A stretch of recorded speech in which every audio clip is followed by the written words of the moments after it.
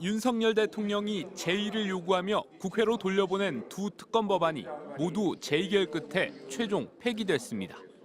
김건희 여사 주가 조작 의혹 특검법은 재석 의원 281명 중 171명이 찬성했고, 대장동 50억 클럽 의혹 특검법은 재석 의원 281명 중 177명 찬성에 그쳤습니다. 두 법안 모두 출석 의원 3분의 2 이상 찬성 요건을 충족하지 못해 부결된 겁니다. 총 득표수 281표 중 가 171표, 부 109표, 무효 1표로서 부결되었음을 선포합니다.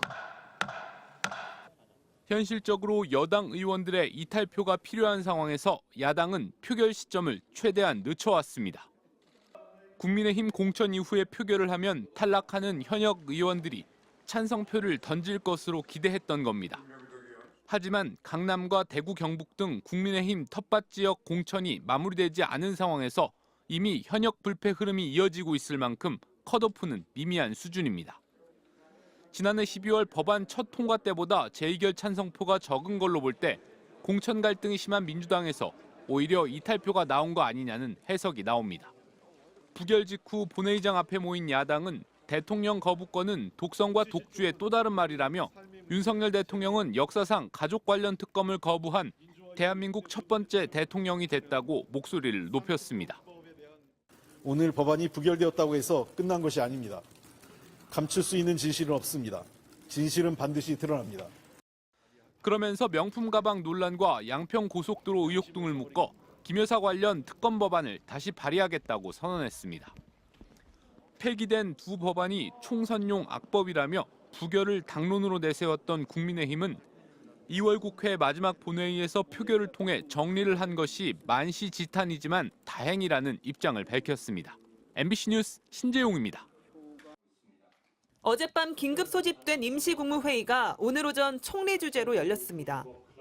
두 특검 법안에 대해 국회에서 재논의를 요구하는 안건을 심의하겠습니다.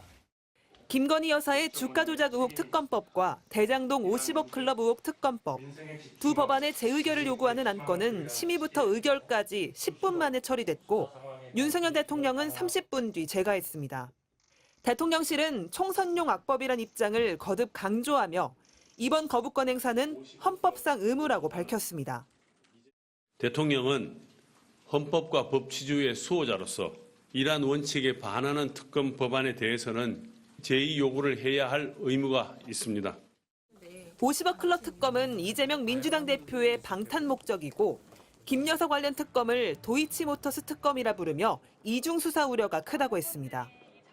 문재인 정부에서 2년간 탈탈 털어 기소는커녕 소환도 못한 사건을 이중으로 수사함으로써 재판받는 관련자들의 인권을 침해할 뿐만 아니라 대통령실은 다만 배우자 일정 관리 등을 전담하는 제2부속실 부활의 경우 국민 동의가 많다면 검토하겠다고 밝혔습니다.